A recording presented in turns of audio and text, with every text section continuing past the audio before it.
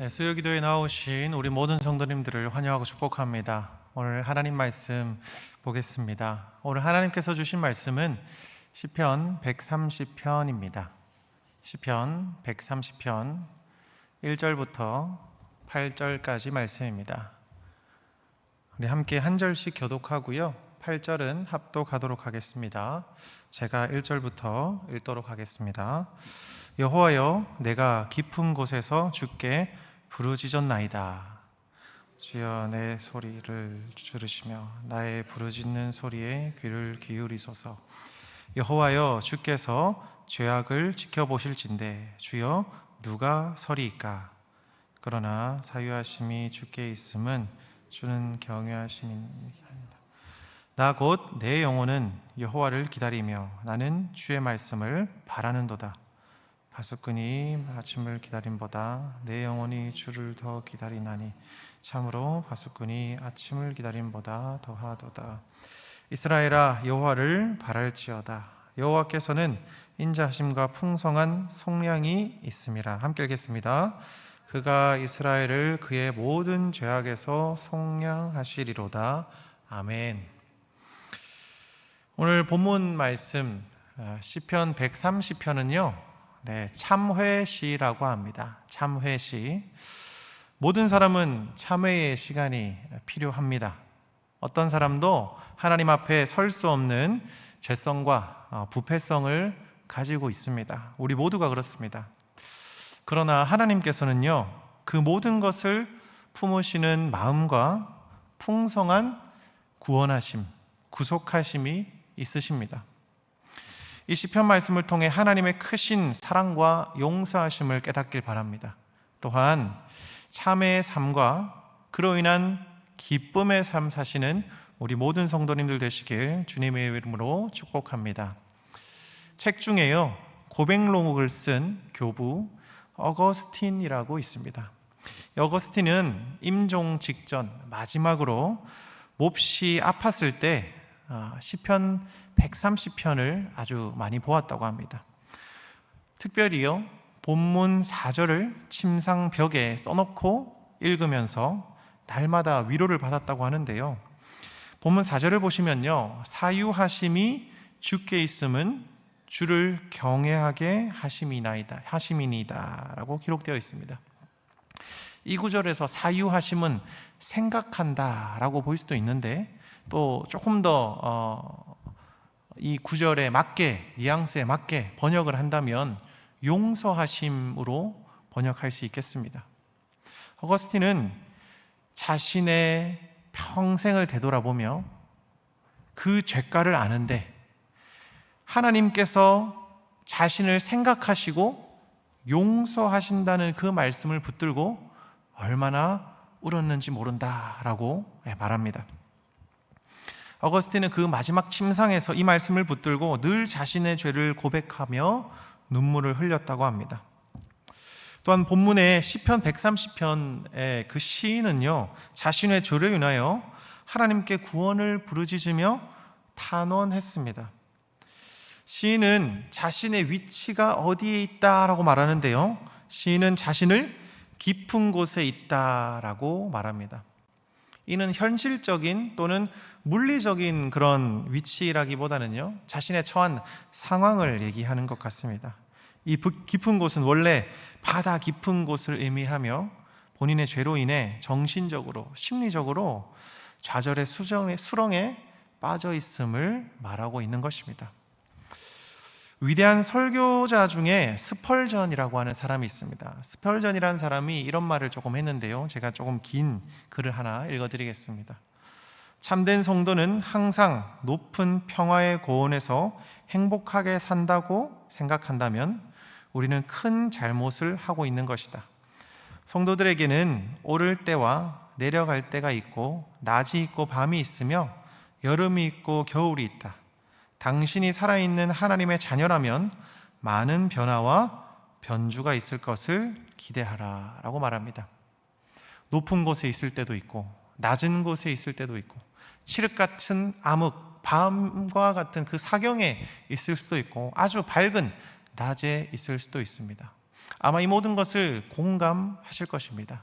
인생을 살아가다 보면 여러 가지 어려움이 있을 때가 있고 또한 기쁨이 넘칠 때가 있습니다. 우리의 삶은 너무나도 변화무쌍한 바다와 같습니다. 항상 평온한 평지에만 있진 않습니다. 깊은 수렁에 빠져 있을 때도 너무나도 많습니다. 시편의 시인은 그 깊은 곳에서 부르짖기를 내 소리를 들으시며 나의 간구하는 소리에 귀 기울이소서라고 하나님께 자신의 말 좀 들어달라고, 자신의 말에 청종하여 달라고 간구하고 있습니다. 이 말씀은 어떤 말씀일까요? 이것은 하나님에 대한 원망과 하소연이 아닙니다. 오히려 세미한 음성까지 들으시는 하나님을 신뢰하며 그분께 소망을 두고 있음을 의미합니다. 이러한 확신과 신뢰가 없다면 어떻게 이렇게 기도할 수가 있겠습니까? 기도조차 하지 않았겠지요. 우리의 기도에는 하나님에 대한 신뢰가 담겨 있어야 합니다. 하나님의 신뢰가 담겨 있는지 한번 점검해 볼 필요도 있는 것 같습니다. 이어서 3절을 보시면요, 하나님께서는 죄를 미워하시며 경멸하시는데 누가 하나님 앞에 당당히 설 수 있겠는가 라고 말하고 있습니다. 하나님께서는 이렇게 하실 수 있습니다. 우리의 죄를 하나도 남김없이 기록하고 보관하실 수도 있고요, 하나씩 들춰내시며 책망하시고 벌을 내리실 수 있습니다. 이 세상에서 이것을 견뎌낼 사람이 누가 있겠습니까? 그러나 하나님께서는 우리의 죄를 그렇게 처리하시는 분이 아닙니다. 이사야 43장 25절을 보시면요, 나 곧 나는 나를 위하여 내 허물을 도말하는 자니 없애버리고 내 죄를 기억하지 아니하리라 말씀하시고요, 이사야 44장 22절을 보시면요, 내가 내 허물을 빽빽한 구름같이 내 죄를 안개같이 없이 하였으니 너는 내게로 돌아오라. 내가 너를 구속하였음이니라. 아멘. 하나님께서는요, 오히려 우리의 죄에 대해 완전히 지우시고 도말하시며 아무것도 기억하지 않으신다 말씀하십니다. 로마서 3장을 보시면요, 이렇게 또 기록되어 있습니다. 기록된 바 의인은 없나니 하나도 없으며 깨닫는 자도 없고 하나님을 찾는 자도 없고 다 치우쳐 함께 무익하게 되고 선을 행하는 자는 없나니 하나도 없도다. 우리가 의롭기 때문에 하나님께서 죄를 도말하시는 겁니까? 우리가 의롭기 때문에 하나님께서 우리의 죄가를 기억하지 않으시는 겁니까? 그렇지 않습니다. 우리에게는요, 의로운 것이 전혀 없습니다. 우리에게는요, 선한 것이 전혀 없습니다. 우리에게 있는 것은요, 죄밖에 없고요, 죄인인 우리는 죄밖에 짓지 못하는 선을 행할 수 없는 아주 비참한 상황에 놓여져 있는 사람입니다. 죄인이라는 것입니다. 그렇지만 우리 죄를 모두 담당하시고 죽으심으로 우리를 의롭게 하신 누구? 예수 그리스도의 공로를 힘입어 우리는 의롭게 될 수 있습니다. 이 사실을 믿으십니까? 아멘. 로마서 3장 20절부터 28절까지 9절의 구절인데요, 한번 다 함께 읽어보시면 좋을 것 같습니다. 20절부터 함께 읽겠습니다. 그러므로 율법의 행위로 그의 앞에 의롭다 하심을 얻을 육체가 없나니 율법으로는 죄를 깨달음이니라. 이제는 율법 외에 하나님의 한 의가 나타났나니 율법과 선지자들에게 증거를 받은 것이라. 곧 예수 그리스도를 믿음으로 말미암아 모든 믿는 자에게 미치는 하나님의 의니 차별이 없느니라. 모든 사람이 죄를 범하였음에 하나님의 영광에 이르지 못하더니 그리스도 예수 안에 있는 속량으로 말미암아 하나님의 은혜로 값없이 의롭다 하심을 얻은 자 되었느니라.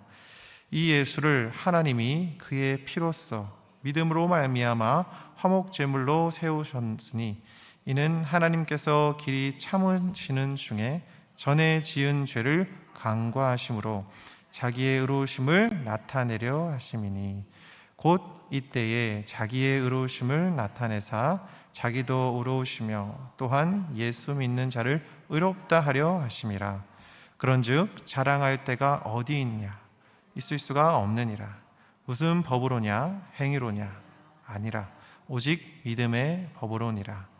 그러므로 사람이 의롭다 하심을 얻는 것은 율법의 행위에 있지 않고 믿음으로 되는 줄 우리가 인정하노라. 아멘. 사람이 의롭다 하심을 얻는 것은 율법의 행위에 있지 않고 믿음으로 되시는 줄 인정하십니까? 아멘. 우리의 행위가 아니고 우리의 공로가 아니고 내가 무엇을 많이 하고 하지 않고가 아니라는 것입니다. 오직 예수 그리스도의 피로, 예수 그리스도의 공로를 힘입어 그것을 믿음으로 되는 줄 우리가 인정하길 바랍니다. 예수 그리스도의 공로, 다른 말로는 업적, 하신 일을 통해 우리가 당당하고 의롭게 살아갈 수가 있습니다. 우리는 이 근거를 붙잡고 기초하여 기도하고 참회하고 간구해야 할 것입니다. 오늘 본문의 시편 시인은 계속해서 5절에서 그 말씀을 바라는도다 하는데요, 이는 하나님 말씀에 근거한 기도임을 뜻합니다. 이 말씀은 이스라엘 백성에게 베푸신 하나님의 언약을 의미합니다. 이스라엘의 모든 죄를 사하시고 그들을 구원하신다는 분명한 언약에 근거하여 하나님의 자비와 은혜를 구하고 소망하고 있는 것입니다. 이 시인의 간청은요, 인간적인 간청이 아닙니다. 욕망의 부르짖음이 아니라는 것입니다. 분명한 하나님의 말씀에 근거한 기도였다는 것입니다.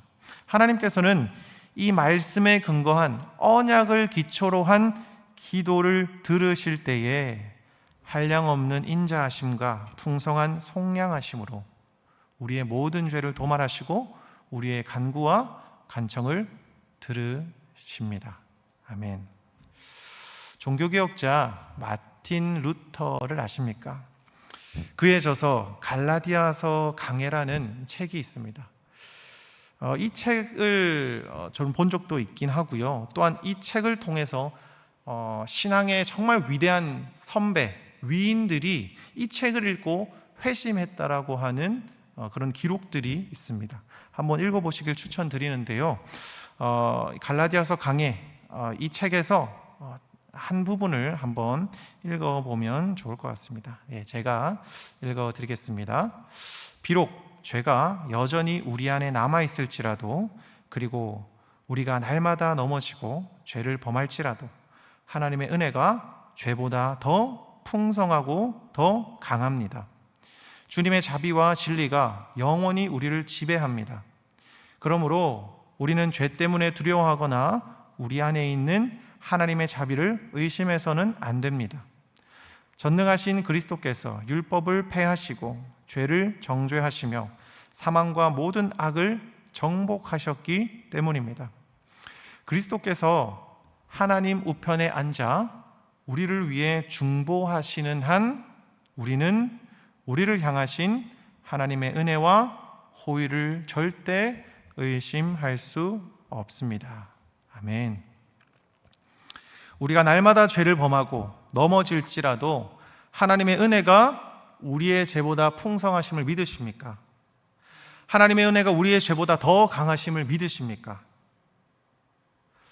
그것을 믿으실 때에 두려워하지 말고 죄와 악을 정복하신 그리스도를 붙들고 하루하루 평온한 삶을 살아가시길 주님의 이름으로 축복합니다. 한 가지 더 말씀으로 여러분들에게 확신을 드리고 싶습니다. 하일데베르크 요리문답 제1문답입니다. 여러 가지 많이 읽어야 되는 이 시간이 되었는데요. 하이델베르크 요리문답 제1문 1답 정말 제가 좋아하는 말씀이고 제 믿음이 흔들릴 때마다 다시 한번 읽고 확신을 얻는 구절인데요. 우리 1문을 다 함께 읽어보겠습니다. 시작. 살아서나 죽어서나 당신의 유일한 위로는 무엇입니까? 답을 읽겠습니다. 살아서나 죽어서나 나는 나의 것이 아니요 몸도 영혼도 나의 신실한 구주 예수 그리스도의 것입니다. 그리스도께서는 그의 보혈로 나의 모든 죄값을 완전히 치르고 나를 마귀의 모든 권세에서 해방하셨습니다. 다음으로 또한 하늘에 계신 나의 아버지의 뜻이 아니면 머리털 하나도 땅에 떨어지지 않도록 나를 보호하시며 참으로 모든 것이 합력하여 나의 구원을 이루도록 하십니다. 그러함으로 그의 성신으로 그분은 나에게 영생을 확신시켜 주시고 이제부터는 마음을 다하여 즐거이 그리고 신속히 그를 위해 살도록 하십니다. 아멘.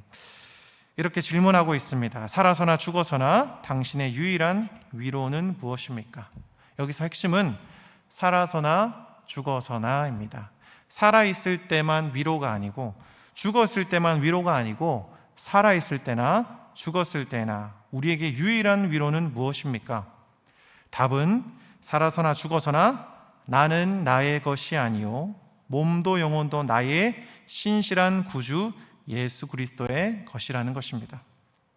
예수 그리스도의 것은 무엇을 의미합니까? 소유를 의미합니다. 소유에는 무엇이 따릅니까?